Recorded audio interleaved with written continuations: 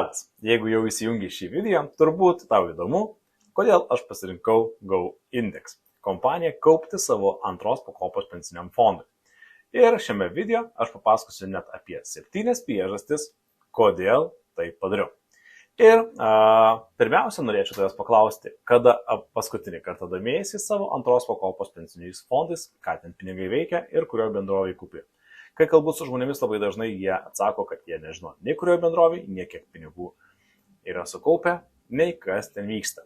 Tad šiuo video norėčiau tave paskatinti, pasidomėti, pasižiūrėti ir tikrai atkreipti dėmesį, nes ten jau daugelis žmonių turi tikrai nemažas pinigų sumas sukaupę, kuriomis reikėtų rūpintis ir jas prižiūrėti, kad tie pinigai tikrai uždirbtų tiek, kiek gali, kad būtų būtų gaunama kuo didesnė grąža.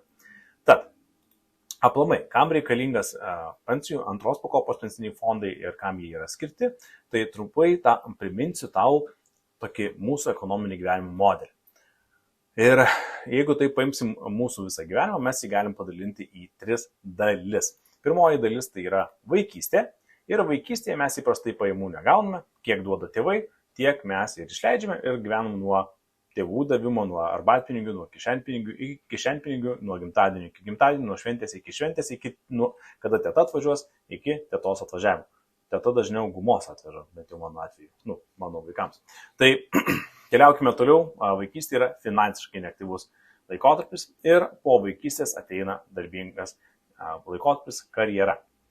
Ir karjeros laikotarpį mūsų pajamos įprastai didėja ir artėjant pensijai mūsų pajamos pradeda mažėti arba nebe taip greitai didėja, nes jaunoji karta greičiau augo kompetencijose ir tas mūsų atlygis nebe taip greitai didėja. Jisai gali didėti, kiek infliacija Lietuvoje didėja, bet mūsų dažnai pensininkai prieš pensiniam laikotarpiu ta kompetencijų lygis taip greitai nebeauga, todėl ir jų pajamos nebeauga. Ir tada ateina tas trečias laikotarpis. Ir tas trečias laikotarpis, pensija arba atostogos, jau čia priklauso nuo kiekvieno mūsų pasirinkimo per gyvenimą, kokius mes sprendimus finansinius priiminėsim per karjeros laikotarpį. Ir kai ateina pensija, iš tikrųjų mūsų pajamos pakankamai drastiškai kris. Ne taip stipriai, kaip šita rodiklėlė krito ką tik žemyn, bet mes gausim iš sodros tam tikrą pinigų sumą.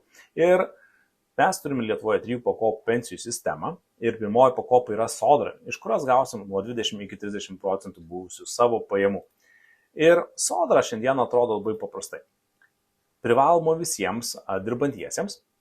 Vidutinė 2023 metais pensija yra 542 eurai per mėnesį, minimali 246 eurų 21 centas ir pinigai nėra investuojami, o išmokami surenkami pinigai yra išmokami būtent pensininkams.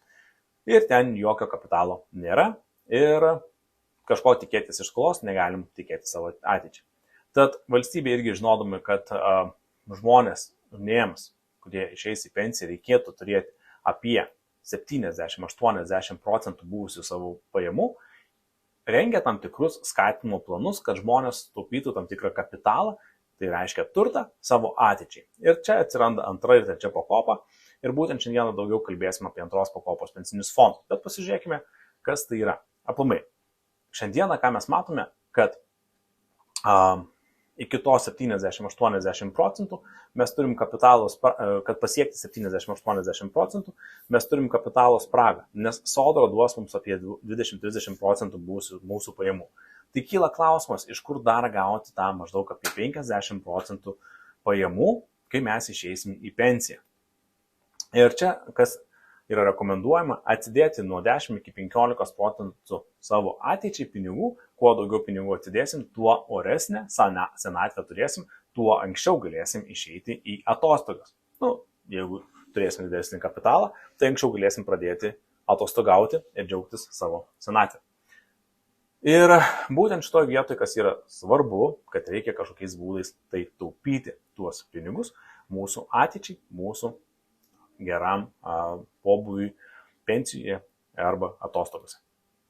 Ir būtent čia atsiranda antra pakopa, bet tai yra labiau apsauga pačiai valstybei, nes iš sodros, kaip matėme, gausim apie 20-30%, tai valstybė ką daro, jinai mums skatina kaupti ir antroje pakopoje tam, kad sukauptumėm tam tikrą kapitalą. Reiškia, ne iš skolos imtumėm pinigus, o būtent jau būtų kapitalas, kurį galėtumėm sutaupyti ir iš to kapitalo gyventi antroje pensijoje. Tai ir šiandieną į antros pakopos pensinius fondus pervedame apie 3% mūsų popierinio atlyginimo. Tai reiškia, jeigu gaunam 1000 eurų ant popieriaus, tai perves 30 eurų. Nors į rankas iš tikrųjų mes ir mažiau. Tai jeigu taip žiūrėtumėm nuo į rankas gaunamo atlyginimo, tai mes beveik skiriam apie 5% savo pajamų tų į rankas gaunamų. Nuo popieriaus 3%. Valstybė, ir šiandieną, jeigu žmogus vidutiniškai uždirbo apie 1000 eurų į rankas, jisai kaupia antroje pakopoje visą gyvenimą, tai jisai šiandienos pinigais gaus apie 293 eurus prie būtent sodros pensijos iš antros pakopos. Ir šitas kaupimas yra asmeninis kaupimas, tik investavimas vykdomas per pensijų kaupimo bendrovės. Tai vadinasi, mes savo lėšas investuojam, mūsų lėšos yra investuojamos per pensijų kaupimo bendrovės. Šitas visas turtas yra paveldimas, tai vadinasi ir per darbingą laikotarpį, jeigu mums kažkas atsitiktų, netikėta netiktis, tai tie pinigai yra paveldimi ir tuos pinigus paveldės mūsų artimieji, mūsų brangiausiai žmonės. Ir tikrai ne vieną atvejį jau turėjau savo karjeroje, kada buvo netekti šeimoje ir būtent artimieji paveldėjo tuos pinigus, kurie buvo sukaupti ir buvo jiems išmokėta į jų banko sąskaitą. Tad tie pinigai yra paveldima, galima saugiai kaupti, paveldima su tam tikra žvaigždute, bet apie šitai pasakoju kitame video, kur pasakojama apie anuitetus ir kaip yra išmokamos pinigai. Šiandieną daugiau nekalbėsim šitą temą, jeigu įdomu, galite žiūrėti kitą video, kuris yra mano YouTube kanale.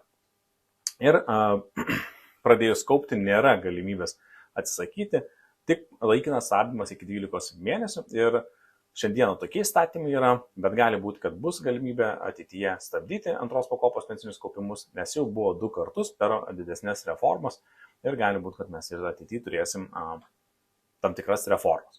Tai būtent antra pakopa taip greitai pažiūrėjus, taip atrodo ir šiandieną labai daug žmonių jie turi. Ir iš antros pakopos mes gausim nuo 15 iki 20% buvusių savo pajamų, tai vadinasi, pirma ir antra pakopa mums sudarys maždaug iki 50%, apie 40-50% buvusių mūsų pajamų. Iš tikrųjų, kuo aukštesnės pajamos, tuo iš sodros ir antros pakopos gaunamos pajamos bus procentaliai mažesnės nuo mūsų buvusio atlyginimo. Tai pavyzdžiui, jeigu šiandien žmogus uždirba 2000 eurų į rankas, tai jisai maždaug gaus pirmą ir antrą pakopą sudėjus iki 40% buvusių pajamų. Jeigu dar jis yra vyresnis, pavyzdžiui, šiandieną, kai aš skaičiavau, tai jeigu aš šiandieną gaučiau 2000 eurų į rankas, tai mano būsima pensija būtų 35% buvusių mano pajamų iš pirmos ir antros pakopos. Tai tikrai manęs nedžiugina ir aš aiškiai matau, kad yra tam tikra kapitalo spraga ateičiai. Ir ateičiai irgi taupyti kapitalą reikia labai paprastai. Mes per gyvenimą ir taip turim turėti finansinį rezervą ir tą finansinį rezervą mes galim kaupti dar skirdami nuo 5 iki 10%. Tai jeigu mes prieš tai kalbėjom, kad reikėtų atsidėti savo ateičiai, kad pasiektumėm tą 70-80% būsių savo pajamų, kad reikėtų skirti 10-15% savo pajamų šiandienos, tai kadangi į antrą pakopą mes skiriam jau apie 5% savo šiandieninių pajamų, tai finansiniam rezervui reikėtų atsidėti nuo 5 iki 10% tam, kad galėtumėm saugiai taupyti šiandieną, nes kai mes taupom patys savo finansiniam rezervui, tuos pinigus mes galim naudotis. Ir būtent tą finansinį rezervą, kai ateisim į pensiją, galėsim pradėti leisti ir turėsim tinkamą kapitalą būtent pensijai, oriai pensijai, kur galėsim turėti tikrai gerą finansinį pasirinkimą. Ir būtent tam papildomam kaupimui Lietuvoje yra trečia pakopa, savarankiškas kaupimas, tai jūs galite savarankiškai valdyti įmokas, kaupiant trečioje pakopoje tikslas pasiekti tą būtent 70% ir didesnį buvusių pajamų. Šiai pakopui šiandieną dar galioja 20% gyventojų pajamų mokestis. Šiandieną yra 2023 metų rugsėjo 6 diena ir aš nežinau, kokius įstatymus priiminės mūsų Seimas šį rudenį, todėl aš negaliu sakyti, ar liks ar neliks gyventojų pajamų mokesčių lengvata. Didelė tikimybė, kad bus tam tikri apribojimai ir jeigu nekaupia dar trečiojo pakopų, neturite įrankių finansinių trečios pakopos, tai rekomenduočiau šiandieną ir apie tai pagalvoti ir užsifiksuoti savo mokesčių lengvatas. Taip pat jisai turi labai gerus dalykus, kad nereikia mokėti gyventojų pajamų mokesčių nuo pelno. Jeigu yra 5 metai iki pensijos likę, tai nereikia ir gyventojų pajamų mokesčių lengvatos grąžinti, ir pelno mokesčių mokėti, o jeigu tam tikros sutartys, tarkim, kaupiamosios gyvybės draudimo sutartys yra ilgesnės negu 10 metų, tai yra ir pelno mokesčių lengvata, kai nereikia mokėti pelno mokesčio. Tai iš tikrųjų labai optimalus įrankis, kada galima mes valdyti, galim pasinaudoti mokesčių lengvatomis, tikrai yra daug lengvatinių dar dalykų lieka, ir jeigu netikėtai panaikintų gyventojų pajamų mokesčių lengvatą naujoms įmokoms, bet tikrai išimamom pinigų sumom yra tos lengvatos neliečiamos ir apie jų naikinimą niekas nekalba. Tai būtent, kas dar yra labai gerai, kad jeigu mums reikia pinigų, iš trečios pakopos gyvenime mes galim pasimti ir naudoti tos pinigus. Aišku, yra tam tikrų žvaigždučių, apie jas šiandieną mes nekalbėsim, bet tikrai tai yra geras įrankis, kuriuo galima tikrai patogiai naudotis. Bet apie 3 pakopų pensijų sistemą šiandieną užteks. Mes kalbėsim daugiausia apie 2 pakopos pensinius fondus, apie Go Index ir 7 priežastis, kodėl aš perkeliau savo pensijų fondą būtent į Go Indeksą. Ir truputėlį statistikos. Statistika labai paprasta. Šiuo metu kaupiančiųjų Lietuvoje 2 pakopoje yra 1 411 878 žmonės. Šią visą informaciją esu paėmęs iš Lietuvos banko puslapio, tai galite ją patikrinti. Toliau skaidrėse bus dar tiksli nuoroda būtent į Lietuvos banko puslapį, iš kur yra imta visa informacija. Aktyviai kaupiančiųjų nestabdžiusių kaupimo yra apie 779 tūkstančiai. Būtent skaičiavom pagal kiek yra dotacijos duota, šitą skaičių esam atradę, ir nes Lietuvoje šiais metais yra 4 milijardo skirta žmonėms, kurie kaupia aktyviai, ir būtent kiekvieną mėnesį gauna 23,85 eurus į savo sąskaitą. Ir vidutiniškai kaupiantysis 2 pakopoje turi sukaupęs apie 4500 eurų. Ir tada, kai aš minėjau, kad jau 2 pakopoje yra tam tikros pinigų sumos pas žmonės, kad jais reikėtų rūpintis, tai būtent aš apie tai ir kalbu. Kai sutinku žmonės, aš konsultuoju žmonės apie 2 pakopos pensinius fondus, 3 pakopos pensinius fondus ir gyvybės draudimus, ką aš dažnai atrandame, tai kad žmonės 2 pakopos pensiniais fondais nesirūpina ir jų pinigų sumos, kartais kurios yra siekia ir 10 tūkstančių, būna neefektyviai valdomose fonduose, ir jie būtent taip praradinėja pinigus, kai pinigai nedirba visų potencialų, kiek galėtų uždirbti ir kokią garažą galėtų nešti. Tai iš tikrųjų manau, kad vidutinis žmogus, kuris jau turi sukaupęs 4500 eurų, turėtų jau pradėti rūpintis apie kaip jo pensijos fondai dirba, ar jisai yra tinkamame fonde, ar ta fondo grąža, ar gali būti fondas, kuris neša didesnę grąžą, nes vis dėlto Lietuvoje veikiantis visi pensijų fondai turi labai panašią terpę, arba net, sakyčiau, vienodą terpę dirbti, ir statymus, kurie vienodai užtikrina saugumą ir priežiūrą Lietuvos banko, ir visi 2 pakopos pensiniai fondai, galima sakyti, kad yra labai panašus, tik tai skiriasi keletų dalykų, vienas iš jų yra grąža. Ir šiuo metu rinkoje yra 6 pensijų kaupimo bendrovės, 48 pensijų fondai, 3 iš jų bankai, 2 gyvybės draudimo kompanijos ir 1 tik tai specializuota kompanija, kuri specializuojasi 2 ir 3 pakopos pensiniuose fonduose. Ir būtent tai yra Go Index kompanija.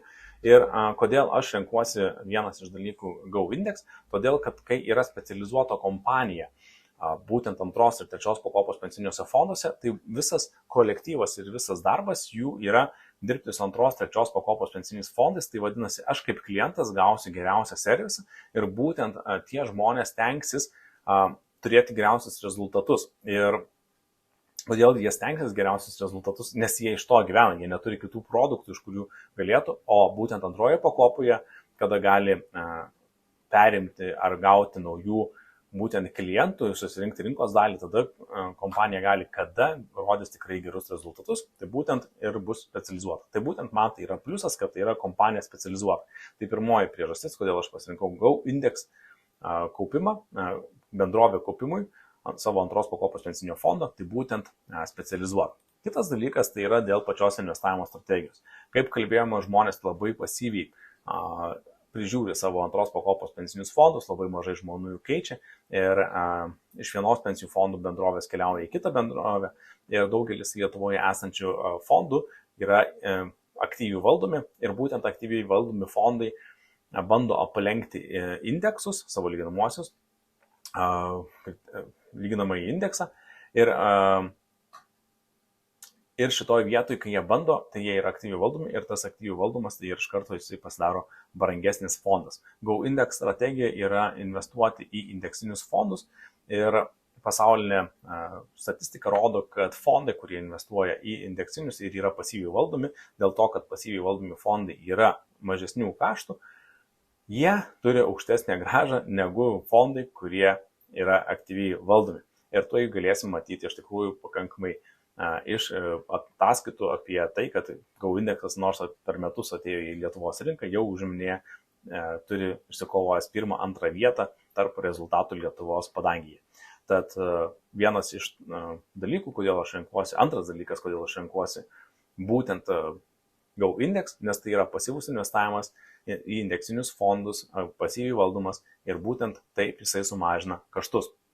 Dar truputėlį, kas yra indeksinis fondas, jums truputėlį pasiskaityti, galite susistabdyti šitą skaidrę, pasiskaityti, čia yra paimta iš Swedbank puslapio, yra nuoroda įdėta, būtent kur galite daugiau susipažinti. Tai būtent antra priežastis, investuojama į indeksinius fondus ir tokiam pasyviam investavimui tai yra labai geras įrankis, kai mes ir patys nelabai rūpinamės. Trečioji priežastis yra tai, kad dėl pačios strategijos, kai rekomenduojama yra kintanti investavimo strategija, tai reiškia, kol mes esame jauni ir, žinoma, vyresni, reikėtų investuoti kuo didesnę dalį į akcijas ir jau artėjant pensiniam amžiui mažinti akcijų skaičių ir pereiti į obligacijas. Ir aš šiandieną iš tikrųjų irgi galvoju, kad kai mes esame vyresni, mes būnam kai aš sutinku žmonės vyresnius ir ilgiau kaupiančius antroje pakopoje, ką aš matau, kad jie jau turi sukaupę solidesnės pinigų sumas ir norėtųsi, kad jie iš tikrųjų tie pinigai uždirbtų maksimalią grąžą, kiek gali. Nes ta pensija artėja ir reikės kuo daugiau pinigų. Būtent mums pensijoje, kad mes turėtumėm daugiau finansinių pasirinkimų, kai ateis mūsų senatvė ir kad galėtumėm tikrai atostogauti. Tai būtent strategijoje, kintanti investavimo strategija yra rekomenduojama Lietuvos banko, kada 100% į akcijas ir po to su amžiumi yra mažinamos akcijų dalis. Ir truputėlį statistikos iš Lietuvos tyrimo padaryto 2016 metais lietuvių apie 70% nesirūpino, todėl mes šiandieną Lietuvoje turim tokius gan standartizuotus dalykus, kad yra fondai sukurti pagal amžių ir mes esam priskirtas pagal amžių. Ir mes galim matyti kompanijų strategijas, vėl šitą lentelę galite rasti Lietuvos banko puslapyje ir galim matyti, kad GoIndexas ima strategiją, kad kuo ilgiau išlaikyti didesnę dalį akcijose, tai netgi iki 55 metų žmonių amžiaus yra išlaikoma akcijose, tai vadinasi, jie pasilieka 10 metų tam pereinamajam laikotarpiui sumažinti riziką ir pereiti į obligacijas, kas aš manau, kad yra pakankamai geras laiko tarpas ir būtent jie maksimalesnį laiką dirba su pinigais maksimaliai, kad jie atneštų didesnę grąžą ir būtent su didesnė pinigų suma dirbama ir gaunant didesnę grąžą. Tai vadinasi, tikrai ateityje žmonės pasirinkę GoIndexą, tie žmonės, kurie turės GoIndexą, sukaupę didesnę pinigų sumą, jie tikrai ženkliai daugiau ir savo pensijai turės pinigų. Ir būtent trečia priežastis, ilgiausias laikotarpis aukštoje rizikoje, didesnis pelnas. Ir ketvirtas dalykas, apie kurį jau truputėlį užsiminiau, tai yra apie kaštus, kiek kainuoja turėti pensijos fondą GoIndex. Ir būtent GoIndex yra pasyviai valdomas, pasirinkęs pasyviai valdomų fondų strategiją, tai jis investuoja į indeksinius fondus, kurių kaštai yra mažiausi. Ir tai sudaro bendrą išlaidų koeficientą. Taip, Lietuvos bankas yra nustatęs, kiek gali kainuoti turto valdymo mokesčių, gali pasimti kiekviena bendrovė, bet taip pat po turto valdymo mokesčių dar giliau visi fondai investuoja į tam tikrus fondus ir būtent GoIndexo fondas pensijų investuoja į indeksinius fondus, kurie yra patys pigiausi. ir todėl jų bendras išlaidų koeficientas yra žemiausias rinkoje ir yra apie 0,6%, tuo tarpu, kai visų kitų bendrovių galim matyti, kad yra didesnis. Ir jeigu mes palyginsim, kokią grąžą, kokią įtaką būtent bendras išlaidų koeficientas turi mūsų sukauptai sumai, tai galim matyti, kad jeigu Go indeksą įmam kaip 0,6%, o kitų bendrovių yra didesnis, tai galime matyti, kad vidutiniškai kitose bendrovėse sukaupsim vien tik tai dėl bendrojo išlaidų koeficiento, kitose bendrovėse sukaupsim net 18 987 eurais mažiau.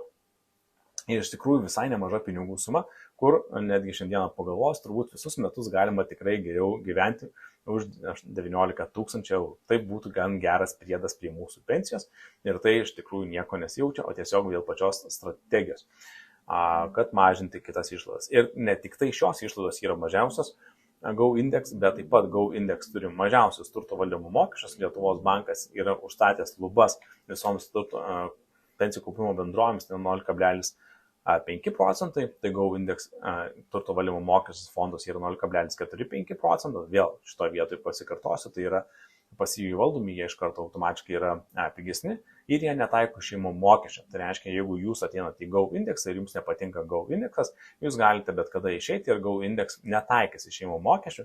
Tuo tarpu rinkoje daugelis kompanijų taiko, tik tai Inwell Asset Management netaiko. Ir gali kilti klausimas jums, o jeigu aš noriu perėti į Go indeksą, bet kaupiu ten, tarkim, toj bendrovėje, kuri taiko išėjimo mokesčio, kiek man tai kainuos? Tai mokesčiai yra 0,05% nuo jūsų turimo turto. Tai jeigu jūs turite 1000 eurų, tai kainuos jums perėti į kitą pensijos fondą 50 euro centų.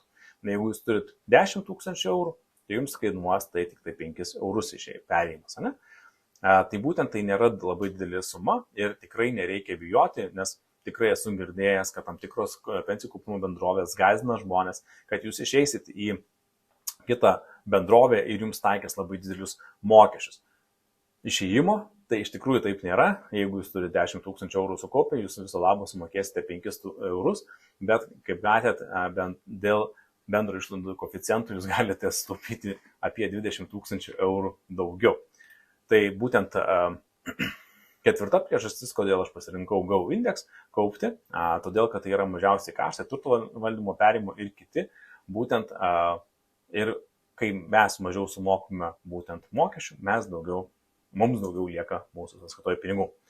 Ir penktoji priežastis, kodėl aš pasirinkau Go index, tai yra tai, kad iš tikrųjų nors Go index dirbo metus, dar tik tai Lietuvoje, bet jau su rezultatais, jų rezultatai yra pirmoje, antroje vietoje ir matome, kad jų strategija tikrai teisinasi, kur yra vyresnių žmonių amžiaus grupėje, mes matome, kad jie jau, tarkim, fonde, tikslinė pensijų fondų dalyvių grupė, tai nuo 68 metų iki 74 metų, tai būtent kur didesnė dalį išlaiko būtent pensijų fonduose, akcijose, tai matom ir didesnė grąža, kuris yra 11,09%, kai kitos bendrovės nesiekia ne 10%. Kitose amžiaus grupėse jos yra tarp lyderių, tai reiškia tarp pirmos, antros vietos ir mano asmeninė strategija, kaupiant antroje pakopoje ilgą laiką buvo ir tebėra iš tikrųjų būti tarp pirmos ir antros rezultatą rodančios kompanijos fonde. Ir šiandieną ta kompanija, kurioje aš iki šiol kaupiau, pradėjo rodyti. Tai reiškia, jos rezultatai nukeliavo į 3., 4. vietą, todėl aš pasirinkau Go indeksą. Ir būtent 1., 2. vietoje rinkoje. Taip pat dar, kodėl aš pasirinkau Go indeksą, 6. priežastis, tai karta 2021 metais 0.26 dieną, licenzijuota tai 2022 metų 0.5.24 dieną, veiklos pradžia, kaip ir minėjau, beveik prieš metus 2022 metų rugpjūčio 22 dieną ir investuotojų akcinių skaičių 25, darbuotojų skaičių 16. Ir šitoje vietoje matau, kad yra pakankamai didelis žmonių skaičius, kuris investavo. Reiškia, jie yra visi suinteresuoti, kad kompanija būtų Lietuvoje tikrai matoma ir jinai tikrai turėtų rinkos dalį. Ir būtent nauja kompanija, kad pasimtų savo rinkos dalį tokioje rinkoje kaip antros pakopos pensiniai fondai, kur visos kompanijos turi vienodas praktiškai sąlygas, tai kompanija gali išsiskirti tik tai savo rezultatais. Tai būtent, kai nauja kompanija ateina į rinką, tai ką aš žinau, kad jinai tikrai dės visas pastangas, kad jos rezultatai būtų geriausi rinkoje ir kad jie tikrai stengsis tai daryti. Tai būtent šiandieną aš renkuosi Go indeksą vien todėl, dar viena priežastis todėl, kad matydamas jų suinteresuotumą tapti geriausiais Lietuvoje, nes tik tai taip gali pasimti rinkos dalį, aš galiu būdamas jų fonduose pasimti irgi tą grąžą į savo kišenę. Ir paskutinis dalykas, kas man tikrai yra aktualus, tai kad jeigu aš jau dedu pinigus į pensijų fondus ir savo ateičiai, tai kad tie visi pinigai dirbtų. Ir šiandieną mes matome taip pat iš Lietuvos banko statistikos, kad ne visos bendrovės investuoja pinigus, arba kitaip pasakius, tam tikros bendrovės pasilieka tam tikrą grynųjų pinigų rezervą ir netgi tas rezervas gali būti 10%. Tai įsivaizduokite, kad jūsų ne visa pinigų suma investuojama, o 10% tiesiog stovi. Ir jeigu mes turėjom prieš metus pakankamai aukštą infliaciją, tai reiškia, tie pinigai iš tikrųjų nuvertėjo ir jie net nešė kažkokios tais grąžos. O jeigu mes investuojam 100%, tai aišku gali truputėlį būti didesnis svyravimas, bet akcijų rinkoje ilguoju laikotarpiu mes žinom, kad bus tikrai ženkliai didesnė grąža, jeigu didesnė pinigų masė dirbs. Tai vadinasi, Go Index fonde visi pinigai mano investuoti dirba ir jie būtent uždirbo man grąžą. Ir tai man yra pakankamai svarbu. Tai tokios yra 7 priežastys, kodėl aš pasirinkau Go Index kompaniją kaupti savo antros pakopos pensiniam fonde. Ir tai yra mano nuomonė. Ir šiandieną iš tikrųjų šitą video darau ir tau papasakoti apie tai, nes aš iš tikrųjų domiuosi nemažai antros pakopos pensiniais fondais, bet taip pat matau puikią galimybę ir tau papasakoti. Ir šiandieną, ką tu gali padaryti, atsidėkodamas man už šią informaciją ir perkelti savo pensijų fondą, būtent pasinaudojęs šituo QR kodu arba paspaudęs nuorodą, parašęs tiesiog į naršyklę šitą adresą, persikelsi savo fondą nesunkiai į Go indeksą, užtruks maždaug apie 5 minutės. Jeigu kaupi antroji pakopa ir esi sustabdęs savo kaupimą, tai tiesiog tenais paklaus tavęs, ar tu kaupi antroje pakopoje, ar esi sustabdęs įmokas. Jeigu pažymėsi sustabdęs įmokas ir nenori atnaujinti įmokų, tai tiesiog tavo sukauptą kapitalą perkels, bet neatnaujins tavo mokėjimų. Tai reiškia, tavo gyvenime niekas nepasikeis, tik tai ta pinigų suma, kuri buvo sukaupta prieš tai, jinai bus perkelta į Go indeksą ir jinai neš didesnę grąžą. Ir perkelęs per šią nuorodą, tai tiesiog aš irgi gausiu kažkokį komisinį mokestį, nedidelį, bet iš tikrųjų tai bus mažas, kaip sakant, atsidėkojimas man nuo tavęs, tam, kad sužinojai būtent apie Go indeksą ir būtent apie 7 priežastis. Jeigu manai, kad ši informacija yra naudinga ne tik tai tau, bet ir tavo aplinkoje yra žmonių, kuriems būtų faina sužinoti apie Go Index ir 7 priežastis, kodėl verta persikelti savo pensijos fondų būtent į šį fondą, į Go Index fondą, tai rekomenduok, nusiųsk šį video, tegu pasižiūri ir sužino, kad yra rinkoje toks naujas žaidėjas Go Index, kuris turi gerus rezultatus. Juk pensijoje norėsim praleisti laiką su savo artimaisiais, o jeigu visi turėsim daugiau pinigų, visiems bus tik tai geriau. Tad ačiū tau, kad daliniesi ir neužmiršk paspausti like ir subscribe ant kanalo taip pat, nes tikrai dar įkelsiu ne vieną video, kuris bus naudingas valdant savo asmeninius finansus.